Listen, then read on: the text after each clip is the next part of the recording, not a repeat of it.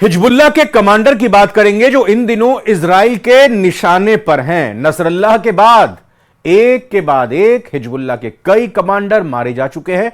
Israel ने Hezbollah के एक और कमांडर ईद हसन नशर को मार गिराया है। वो हिजबुल्लाह के रॉकेट यूनिट का कमांडर था और इस खबर से हिजबुल्लाह कैंप में अब एक नई तरह की दहशत फैल गई है। इजराइल के फाइटर जेट अब अगले कौन से मिशन पर जाने वाले हैं, ये रिपोर्ट देखकर आप चौंक जाएंगे।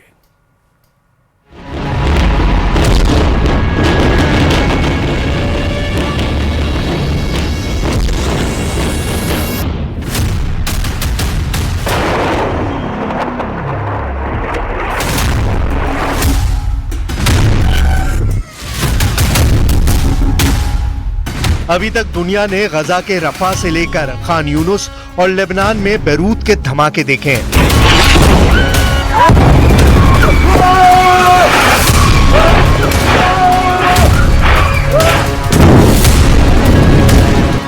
यमन के हुदैदा में भी आग लगी हुई है। इन हमलों के पीछे इजराइल का सबसे बड़ा हथियार अब दुनिया के सामने आ गया है। नेतन्याहू ने फाइटर जेट दिखाया, नेतन्याहू ने पायलट भी दिखाया, नेतन्याहू ने बम भी दिखाया जो गजा से लेकर बैरूत और यमन में तबाही मचा रहे हैं।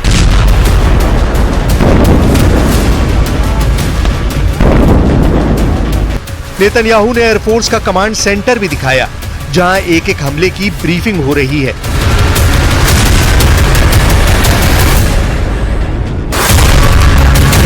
किसी भी एयरफोर्स में ऐसी ब्रीफिंग ऑपरेशन से पहले या उसके बाद होती है।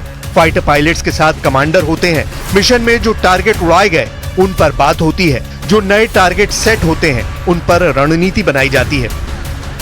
इजरायली वायुसेना अब नए हमले के लिए तैयार है। यह है इजराइल को अमेरिका से मिला F-15 लड़ाकू विमान, जिसकी रेंज में लेबनान भी है और यमन भी। ये रिफ्यूलिंग के बाद ईरान में भी ऑपरेशन कर सकता है और यही फाइटर जेट इस वक्त इजराइल के हमलों को धार दे रहा है। अब देखिए कि इजराइल का नया टारगेट कौन कौन है।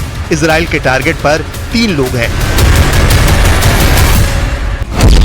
पहले टारगेट पर लेबनान के मिलिशिया हिजबुल्लाह के नए चीफ हाशिम सफुद्दीन का नाम है। दूसरे टारगेट पर यमन के मिलिशिया हूती की लीडरशिप यानी अब्दुल मलिक अल हूती का नाम हो सकता है। और अगर युद्ध ईरान की दहलीज तक पहुंचा तो ईरान की लीडरशिप इजराइल के टारगेट पर होगी, इसमें कोई शक नहीं। פוגע מנסה לפגוע באזרחי מדינת ישראל, נגיע אליו. זה הכי פשוט, ונעמיד כל ערכה שנצטרך עם כל יכולת שיש לנו, ויש לנו פה עוד יכולות רבות להעמיק, להרחיב את הפגיעה.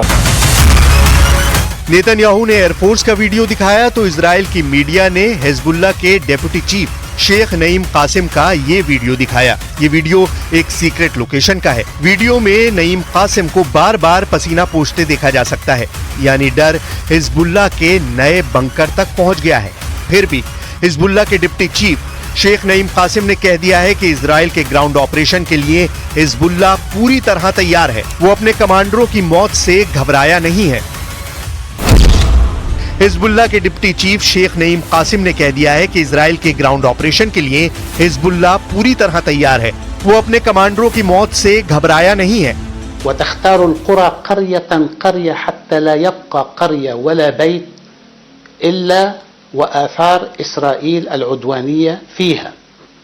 هي تعتدي على المدنيين وعلى الهيئات الصحية وعلى كشافة الرسالة وعلى كل الذين يسيرون. इस वक्त हिजबुल्लाह के नए चीफ के लिए हाशिम सफुद्दीन का नाम फाइनल हो चुका है और ये शख्स अभी इजराइल का प्राइम टारगेट बन चुका है। ये ऐसी बात है जिसका ऐलान इजराइल कागजों में नहीं बल्कि अपनी बमबारी से करना पसंद करेगा। सवाल है कि हाशिम सफुद्दीन कौन है। हाशिम सफुद्दीन की कुंडली पर पूरी दुनिया की नजर है। 1964 में जन्मा सफुद्दीन हसन नसरल्लाह का चचेरा भाई है। उसके पास हिजबुल्लाह के कार्यकारी परिषद की जिम्मेदारी है।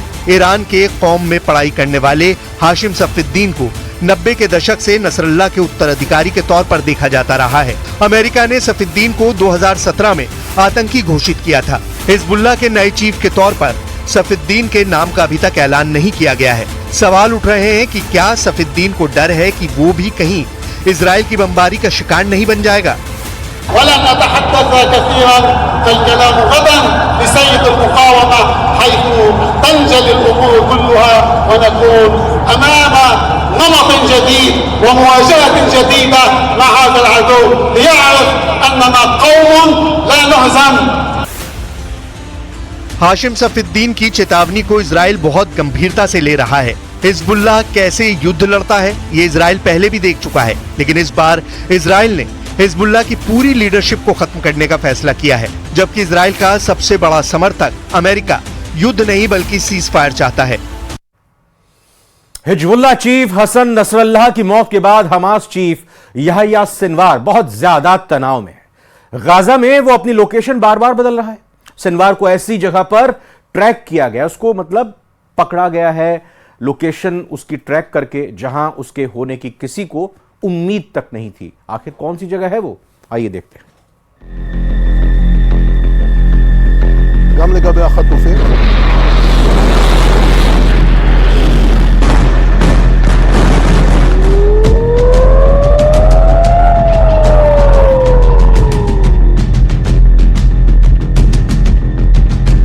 नसरल्लाह की मौत के बाद सिनवार सुरंग में भाग रहा है। अपनी जान बचाने के लिए सिनवार दौड़ रहा है। सिनवार कभी इस सुरंग में पनाह ले रहा है, कभी उस सुरंग में। वो अपनी लोकेशन लगातार बदल रहा है।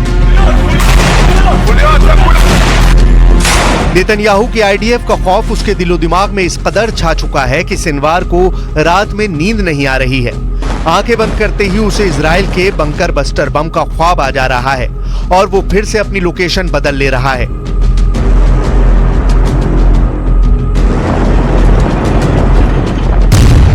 मारा गया नसरल्लाह, सिनवार का अगला नंबर।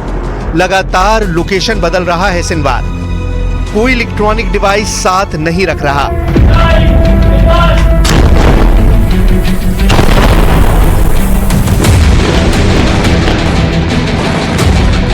हमास चीफ अपनी ही खोदी सुरंगों में फंसकर रह गया है। सऊदी अरब के अल अरबिया चैनल ने एक रिपोर्ट में बताया कि नसरल्लाह की मौत के बाद याह्या सिनवार एक बार नहीं कई बार अपने ठिकाने बदल चुका है।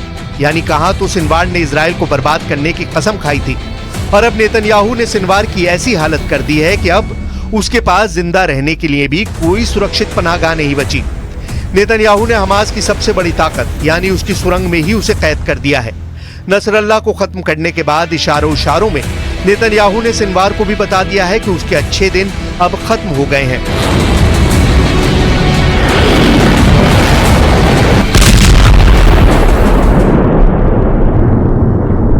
יש לנו הישגים גדולים, אבל המלאכה עדיין לא הושלמה. בימים הקרובים אנחנו נעמוד בפני אתגרים משמעותיים, ונעמוד בהם יחד.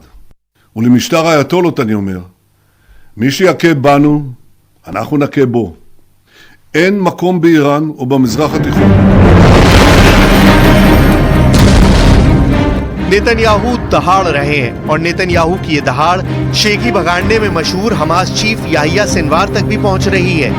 नेतन्याहू का ये रूप देखकर पहले ही डरा दुबका सिनवार अब भीगी बिल्ली बन चुका है।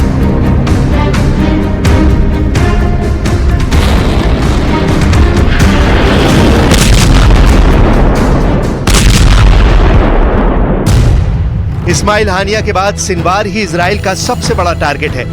इजराइल का पहला दावा है कि उसने गाजा के बॉर्डर के आसपास 80% सुरंगों को पूरी तरह तबाह कर दिया है। यानी गाजा से बाहर जाना अब सिनवार के लिए मुश्किल है।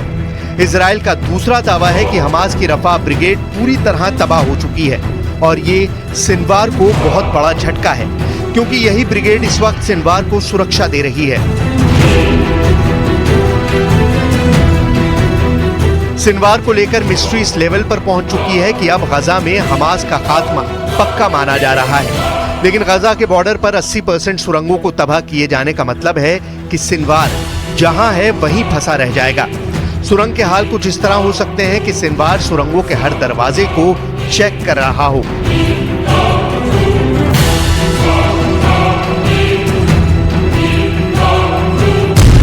जब वो सुरंग नंबर 1 के दरवाजे पर जाता हो तो वहां पता चलता हो कि दरवाजा इजराइल के हमले में सील हो चुका है।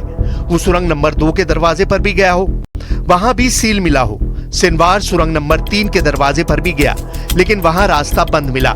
सुरंग नंबर 4 में भी सिनवार को यही मायूसी मिली। उसकी उम्मीद दूसरे रास्तों पर टिकी है, लेकिन सुरंग नंबर 5 वाला एग्जिट डोर भी बंद है, क्योंकि इजराइल का दावा है कि 80% सुरंग तबाह कर दी गई है।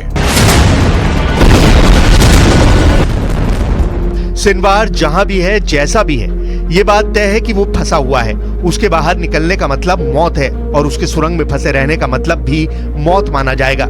लेकिन इस्माइल हानिया की हत्या के बाद सिनवार के सिर पर अब ऐसी जिम्मेदारी डाल दी गई है जो हमास का कोई और कमांडर उठाना नहीं चाहता। इजराइल की सेना जिस तरह से अपने दुश्मनों को ढेर कर रही है, उससे सिनवार घबराया हुआ है, और नसरल्लाह के मारे जाने के बाद से वो बेहद डरा हुआ है, सहमा हुआ है, और उसकी जीवन का एक एक पल खौफ के साए में गुजर रहा है। एक तरह से याहिया सिनवार के सिर पर मौत नाच रही है। हमास की लीडरशिप संभालने के बाद एक तरह से सिनवार को मौत की दावत मिल चुकी है। सिनवार कब मारा जाएगा, अब उसका फैसला नेतन्याहू को करना है, क्योंकि गाजा पर 100% कंट्रोल तो इजराइल का ही है, और हानिया की हत्या के बाद अब इजराइल का अगला टारगेट याहिया सिनवार ही है।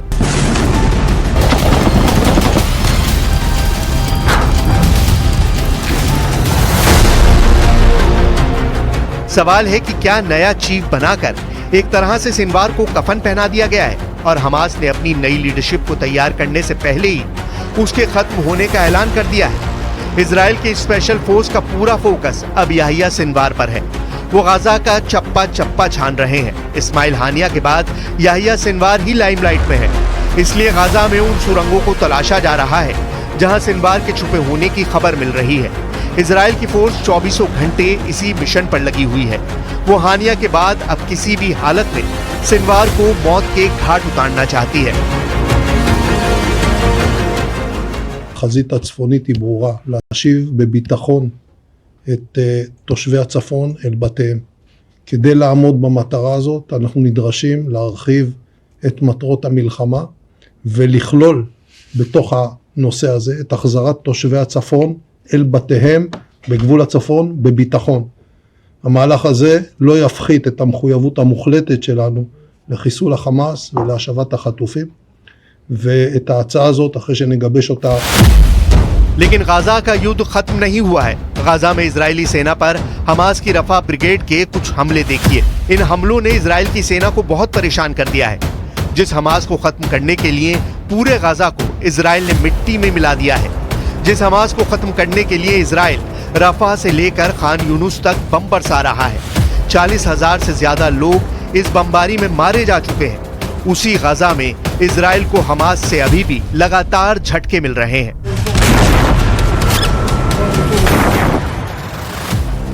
आखिरी बार जब इजराइल के कमांडो सिनवार के करीब पहुंचे थे, वो दिन था 31 जुलाई।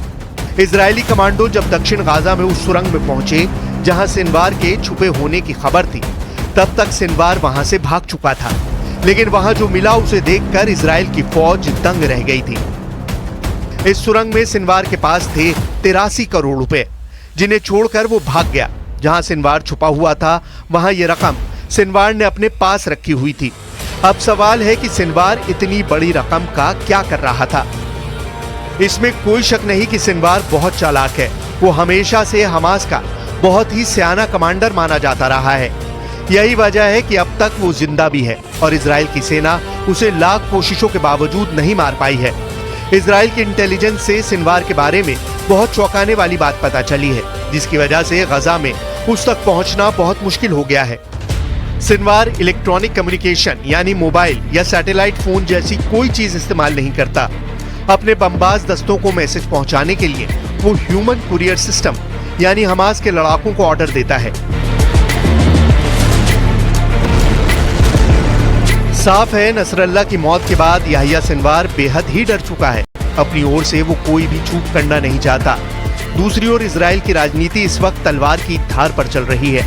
माना जा रहा है कि नेतन्याहू का कार्यकाल तब तक चलेगा जब तक युद्ध जारी रहेगा।